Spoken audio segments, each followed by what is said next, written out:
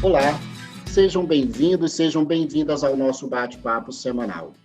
Hoje nós vamos falar sobre governança corporativa, que é um tema extremamente recorrente no mercado e nesse momento em que as empresas precisam responder à sociedade, às instituições financeiras e aos próprios sócios com a maior transparência. Nós vamos falar de governança corporativa, que é, segundo o IBGC, o Instituto Brasileiro de Governança Corporativa, é algo, né, um elemento administrativo de gestão que tem como princípios a transparência, a equidade, que é o tratamento justo com todos os atores da organização, a prestação de conta, a responsabilidade corporativa, e esses princípios eles têm se consolidado como instrumentos que impactam positivamente os resultados das empresas e que elas têm empregado isso de uma forma muito justa e correta para prestar contas aos seus sócios, aos seus investidores e também à sociedade como um todo. Mas qual é a complexidade de você implantar uma governança corporativa? Na prática, quais são os benefícios que uma empresa colherá tendo governança? Para nos ajudar a entender como nós podemos responder a questionamentos como esses, eu recebo hoje aqui o contabilista, auditor, gestor e diretor de risco do Sicoob, lá de Teresina, no Piauí, né, pertinho da minha terra natal, né, sou maranhense, Sófocles Oliveira. Eu sou Ronaldo Souza e você está no canal que criamos para apresentar e discutir temas relacionados à gestão de empresas. Sófocles, muitíssimo obrigado, né? Nos reencontrando depois de tanto tempo. Fico muito grato por você ter aceito aqui o nosso convite e falar aqui com o canal. Muitíssimo obrigado e seja bem-vindo.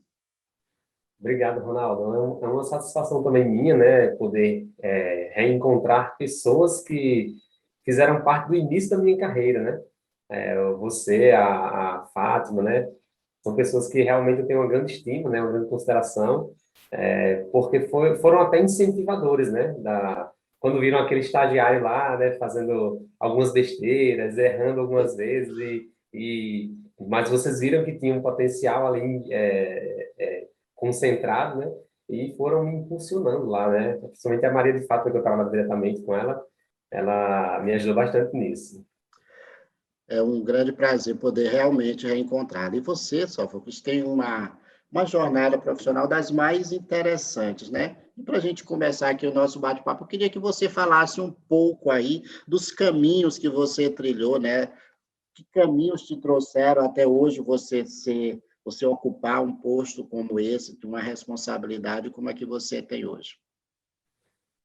Então, começou na formação, né? Eu me formei em Ciências Contábeis pela UFPB, né? E depois fiz uma especialização em auditoria contábil e fiscal, onde me despertou o olhar para quê? Para a questão de supervisão bancária. Supervisão, a princípio, né?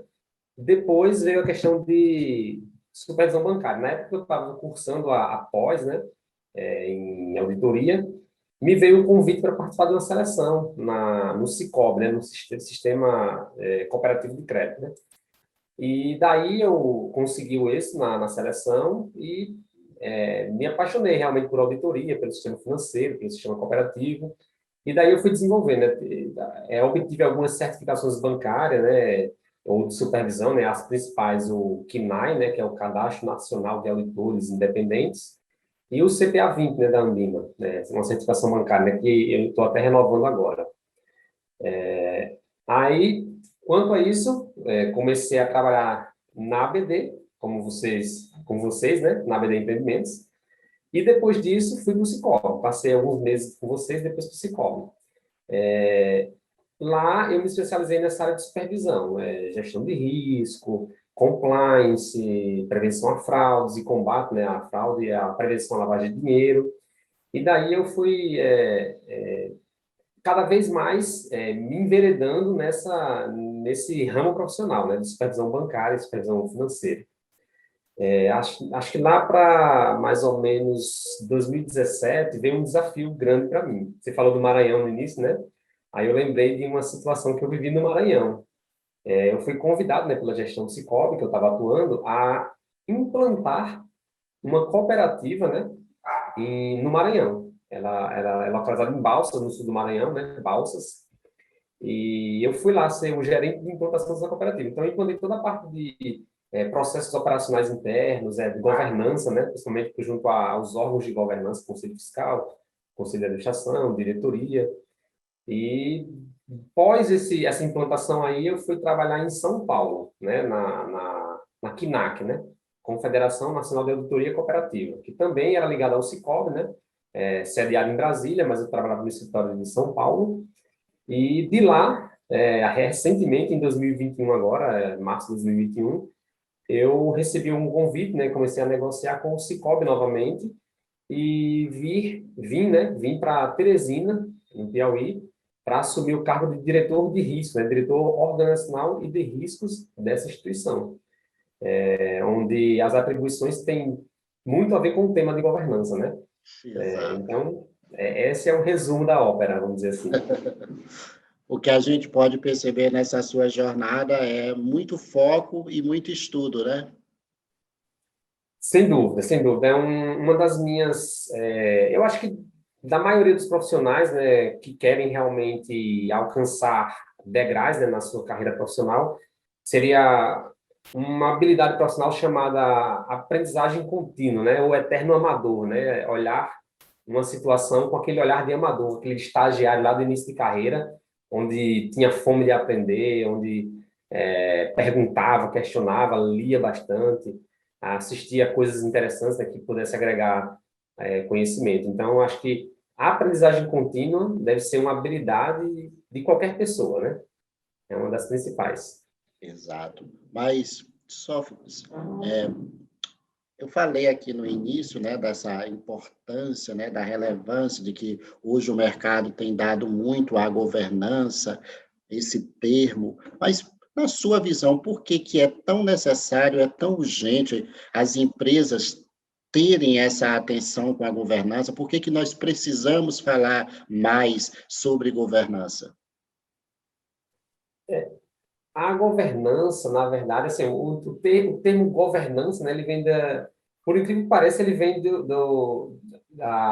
ele nasceu, né, na esfera pública, ele vem do sentido de governar mesmo, governar, né, governar um território, um país.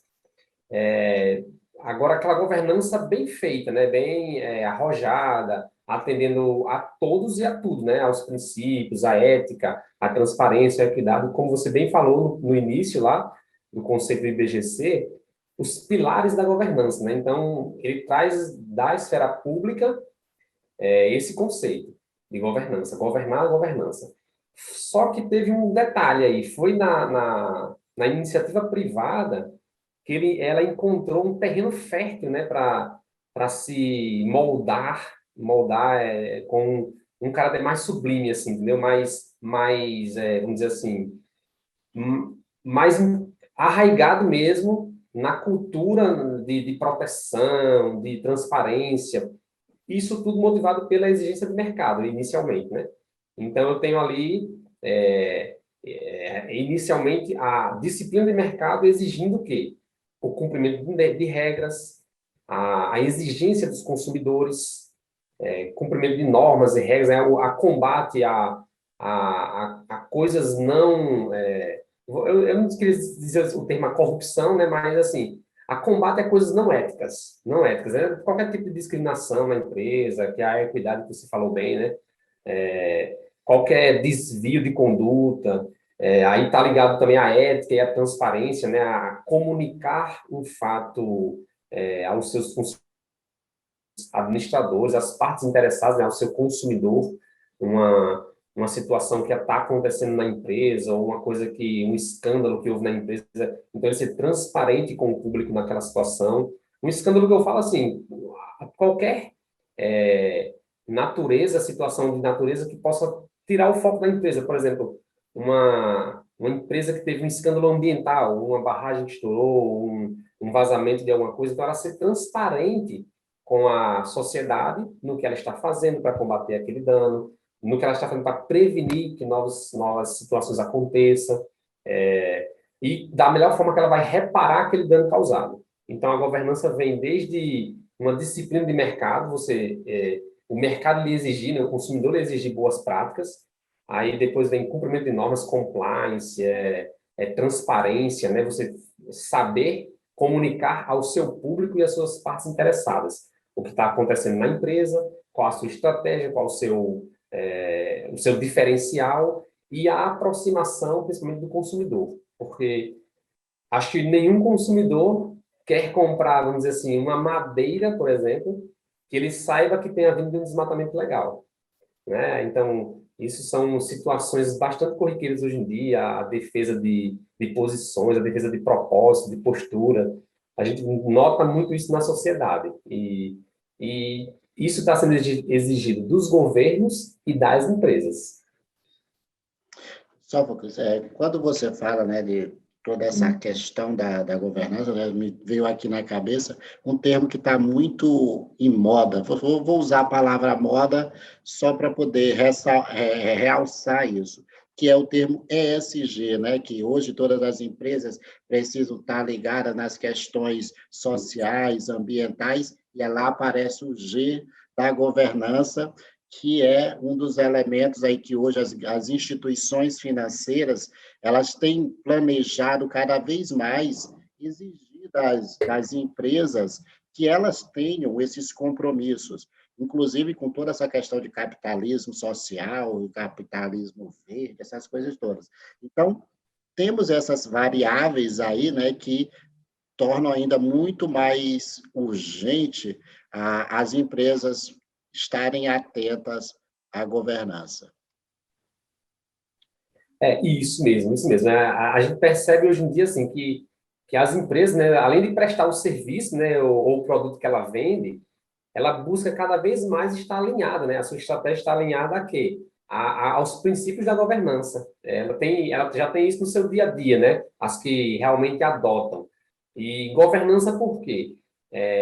Porque vem da administração, inicialmente. Uma empresa ela não vai ser ética, ela não vai ser preocupada com o meio ambiente, ela não vai ser... não vai tratar todo mundo igual se os dirigentes, se o conselho, se a diretoria, o conselho fiscal, eles não implantarem isso. Então, vem realmente da governança, né? Dos órgãos de governança. Aí vem aí desce, vai descendo para o corpo funcional, né? Essa preocupação, né, com a preservação ambiental, social e a própria governança, a responsabilidade de governança, né? Aí a diretriz que a empresa, que os órgãos de governança deliberam para os seus funcionários seria, ou colaboradores, né, como a moda a gente já chama hoje em dia, buscar seguir as normas, as resoluções, principalmente sobre responsabilidade social e ambiental, né, a participação socioambiental aqui no Brasil. Ainda mais para determinados setores, né, que tem regras específicas a seguirem, né, a responsabilidade social e ambiental. Às vezes a gente fala assim, uma empresa de transportes, ela está transportando pessoas, então ela tem uma responsabilidade social muito grande ali. A gente pensa que não, quando fala em socioambiental, tem ramos de trabalho, ramos específicos ali, que eles são bem peculiares e atingidos pela essa responsabilidade, né? A própria instituição financeira, como você falou, né? Ela tem uma norma pesadíssima do Banco Central, né? Que fala sobre o gerenciamento do risco socioambiental. Então, a gente segue nas instituições financeiras regras específicas para gerenciar o risco ambiental nosso, o que a gente produz, né? De uso de papel, adquirir dos nossos fornecedores produtos que sejam procedentes, né, de boa procedência, quanto também o financiamento de atividades que possam causar impacto ambiental. Então, assim, É tudo amarrado, tudo apurado. Se eu vou financiar, por exemplo, um produtor rural, eu tenho que ver se a área dele é licenciada, se tem a reserva legal, né? Se tem a documentação em dia, se ele não tem, por exemplo, é um cadastro que tem, cadastro de empregadores que tenham praticado, né, trabalho escravo ou análogo. Por exemplo, ele tem que ver se ele está nessa lista negra do governo ou não, né? Se já foi autuado tem que ver se ele já tem algum escândalo ambiental. Então, assim, tem toda uma nuance que a gente precisa seguir, né? A empresa precisa seguir para ter essas dimensões do ESG envolvida, né? E assim, a gente, como gestão financeira, a gente acaba levando isso para as empresas que a gente financia. A gente exige essa responsabilidade socioambiental, essa governança, essa preocupação com o meio ambiente dos nossos clientes também. Mas, assim, é muito interessante que até assim, eu entendo que as instituições financeiras são fomentadoras, mas se você for fazer, você, empresa, empresário, for fazer isso só para atender uma demanda financeira, isso acaba não sendo verdadeiro, isso acaba não sendo praticado de uma forma cultural dentro da empresa, né? Então, assim, apesar de ter essas demandas, né, das instituições, do mercado, mas a empresa precisa incorporar a governança como algo da cultura organizacional delas. Exato, exatamente.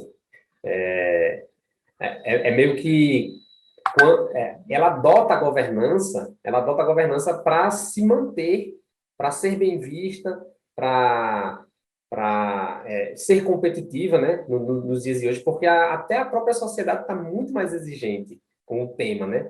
O tema é bastante delicado, está no nosso dia a dia. A gente escuta falar de bons exemplos, né, de empresas que praticam isso aí, a governança, e é bem visto isso, muito bem visto.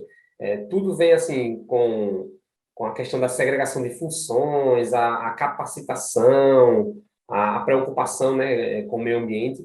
E isso aí que você falou, as empresas têm que ter tudo isso aí, né, e vamos dizer assim, buscar cada vez mais aparecer, ter uma exposição na mídia de forma positiva. De forma positiva. Isso também vai, vamos dizer assim, vai atrair novos clientes, porque eu não sei se você viu agora, né, essa é uma tendência assim, das gerações futuras, né, as gerações atuais e futuras.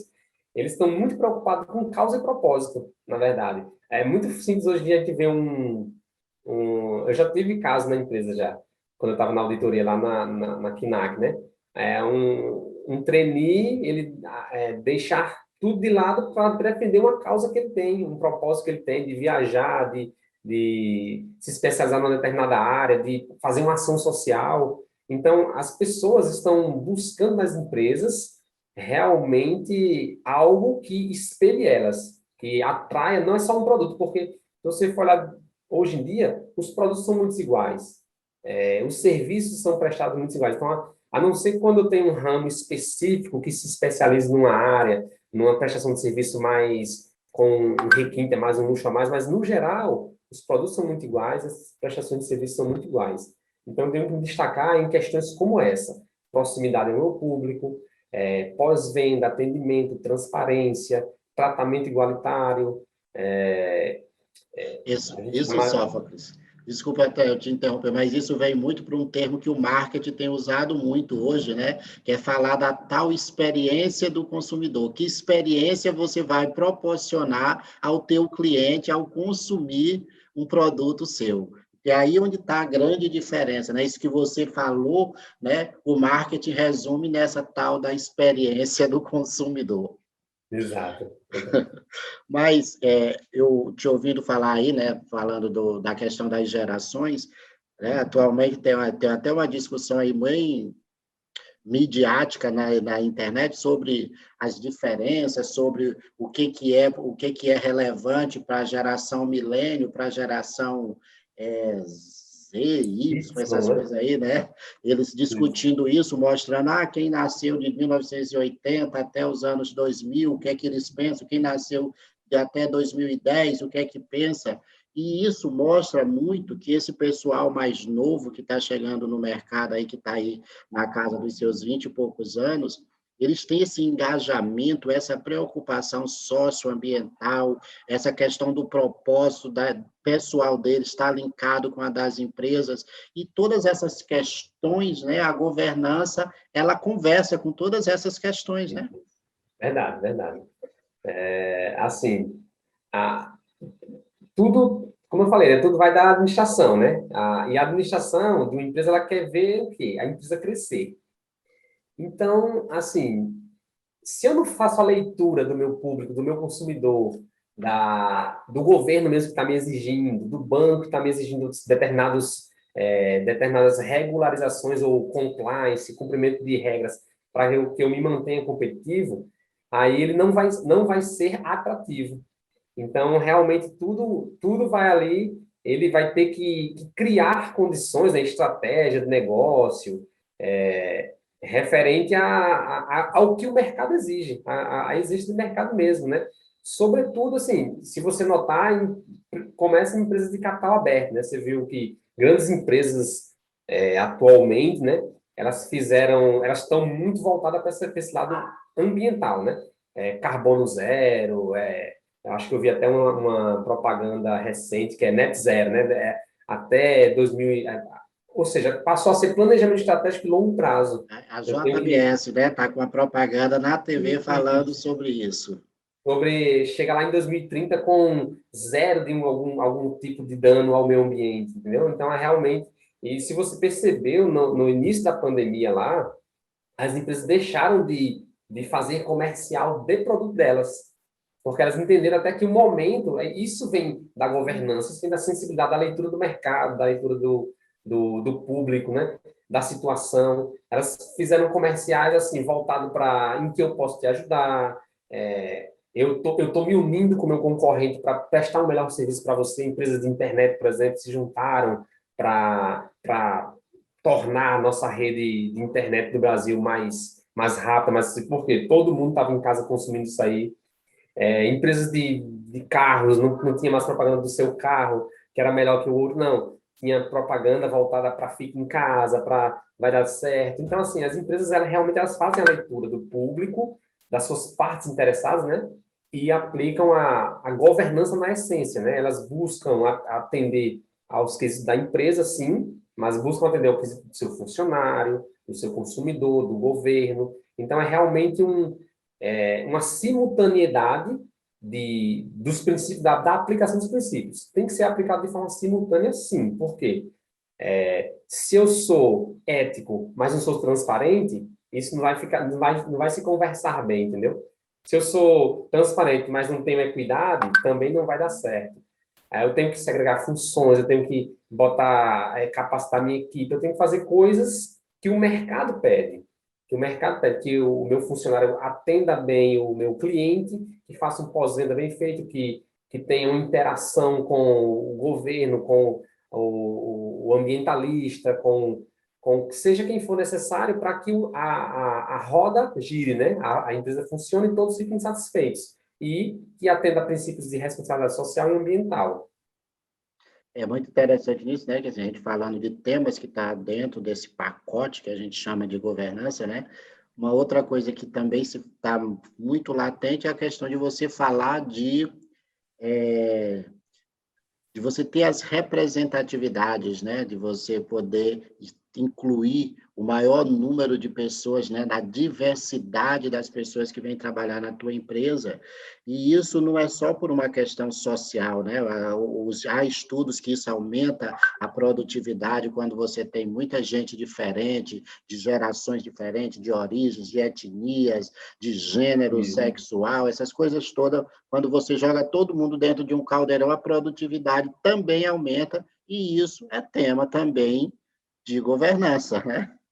Isso, esse tema de governança, muito bem colocado por você, mas gostei muito dessa sua colocação, Ronaldo, parabéns. Realmente isso aí que você disse tá muito ligado à governança, você atender a todos os públicos, né? Atender ao seu funcionário, atender as classes sociais, vem muito daquele balanço social, né? O balanço scorecard, vem muito essa parte também do que eu faço para o meu funcionário, do que eu faço para o meu cliente, do que eu proporciono para eles. E, assim, sem dúvida, isso que você falou tem tudo a ver com o desenvolvimento da empresa, assim. Várias cabeças pensando, em cabeças diferentes pensando, se chega a uma ideia totalmente extraordinária que talvez pessoas iguais, com a linha de pensamento igual, não chegaria, assim. Acho que até escutei o Mário Sérgio Cortella um dia desses falando que ele tinha um grande, uma pessoa, não vou dizer um inimigo, né, mas ele tinha uma pessoa que era contrária às posições dele. E ele achava isso fantástico, interessantíssimo. Por quê?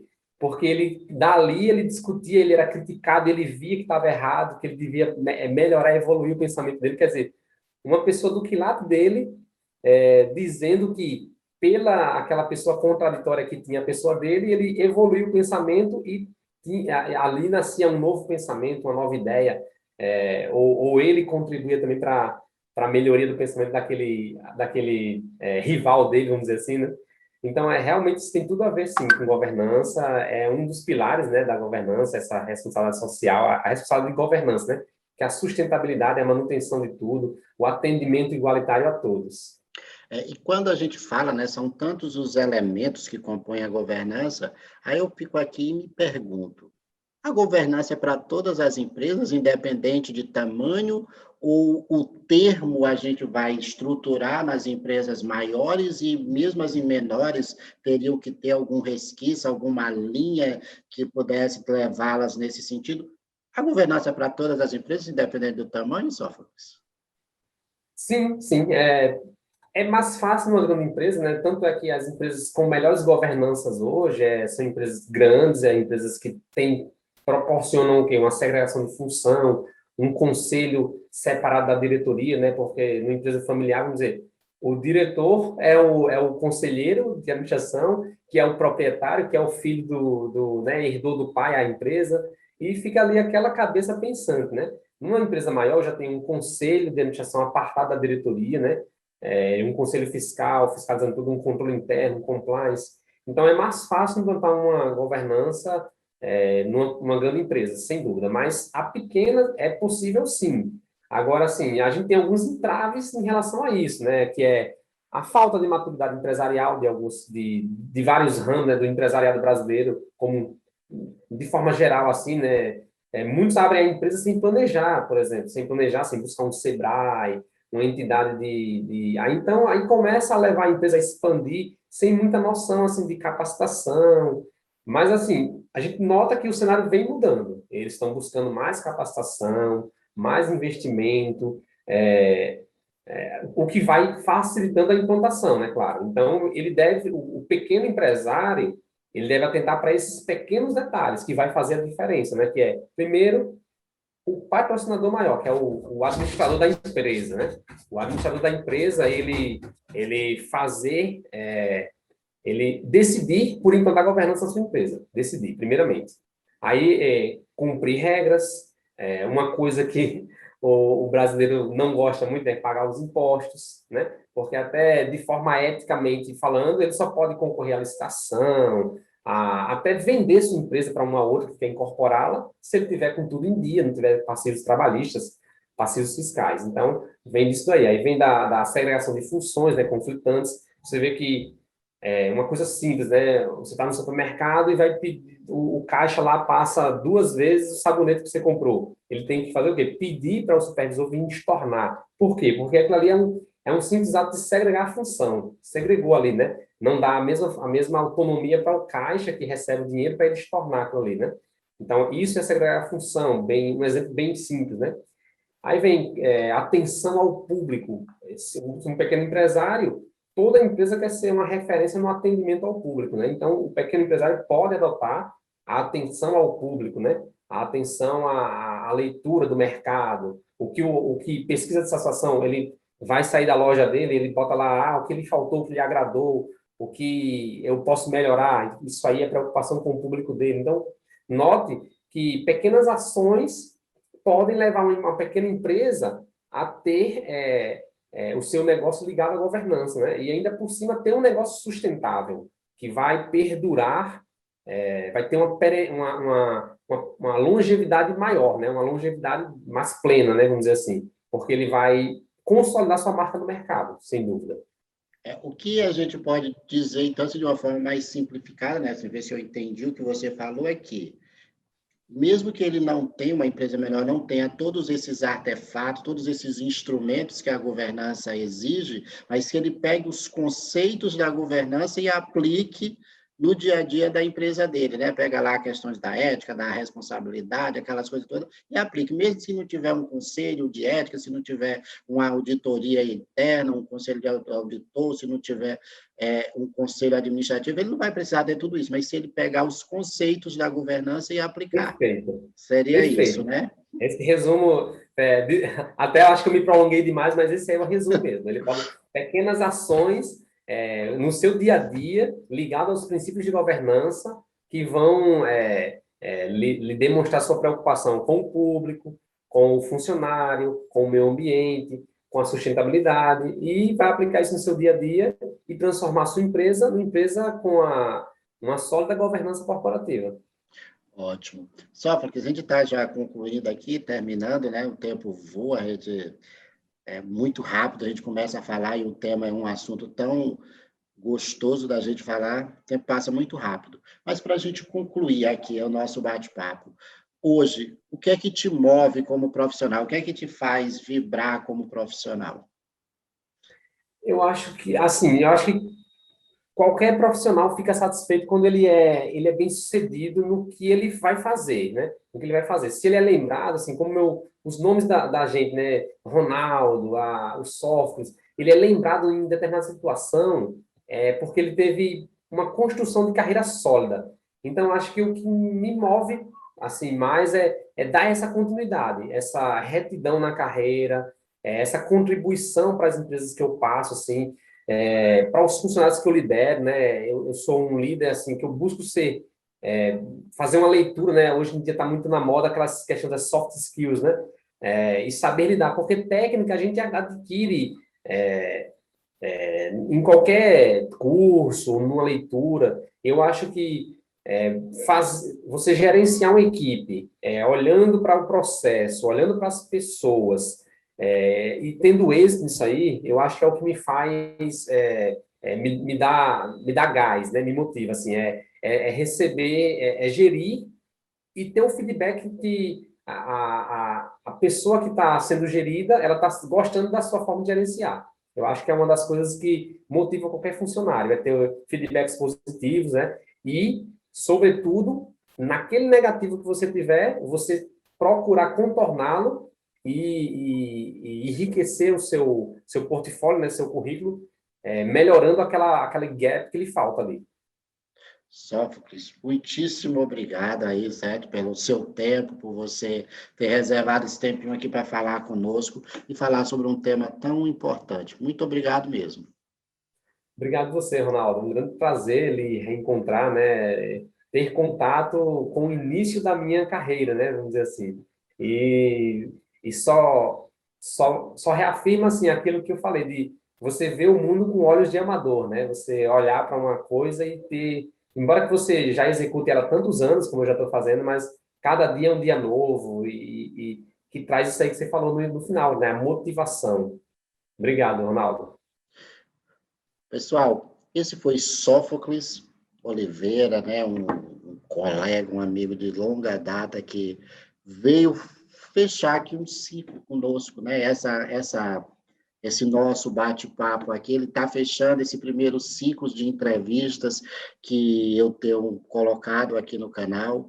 A gente vai continuar o canal com outros tipos de vídeos, vamos trazer outros tipos de debates aqui para vocês, mas esses bate-papos assim, nós estamos encerrando aqui o ciclo e eu fico muito feliz, eu estou muito realizado com tudo que a gente conseguiu nesse período, nesse ano, com esses nossos bate-papos. Muitíssimo obrigado pela sua audiência. Se você gostou do tema, aqui dos posicionamentos de Sófocles, compartilhe com um amigo, deixe seu like aqui na nossa entrevista para dar mais relevância para o canal. Muitíssimo obrigado e até a próxima.